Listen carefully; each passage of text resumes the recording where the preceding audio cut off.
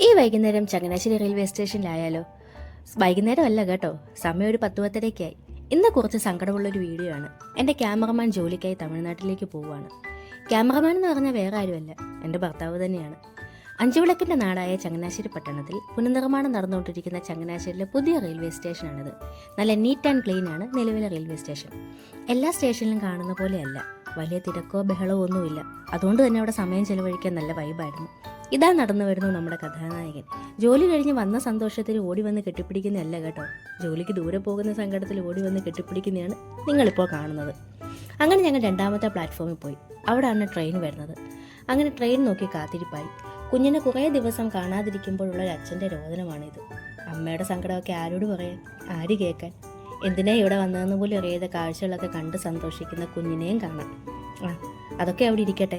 അങ്ങനെ കാത്തിരിപ്പിന് വിരാമം ഇട്ടുകൊണ്ട് ആ അതിഥി എത്തിച്ചേർന്നു. 11 മണിക്ക് വരുമെന്ന് പറഞ്ഞ ട്രെയിൻ വന്നത് 11:30 കഴിഞ്ഞാണ്. പിന്നെ ഓട്ടമായിരുന്നു. കുറച്ച് ദൂരം ഓടേണ്ടി വന്നു ട്രെയിൻ കയറാൻ.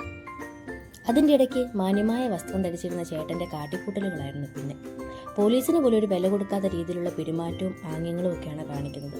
ആ ട്രെയിനിലുള്ളവരുടെ അവസ്ഥയൊന്ന് ഓർത്തു നോക്കിക്കേ. ഇതിനൊക്കെ എന്ത് പറയാനാണ്? എന്ത് നല്ലതിനെ മോശം പറയാൻ ഇങ്ങനെ ഒരാൾ തന്നെ ധാരാളം. അങ്ങനെ ട്രെയിൻ യാത്രയായി. അച്ഛൻ്റെ ആറ്റ കൊടുത്തപ്പോഴാണ് അറിഞ്ഞത് എന്നെയും കൊണ്ടുപോയില്ലല്ലോ എന്ന്. അങ്ങനെ കുഞ്ഞിൻ്റെ കരച്ചിലും തുടങ്ങി. ശുഭം.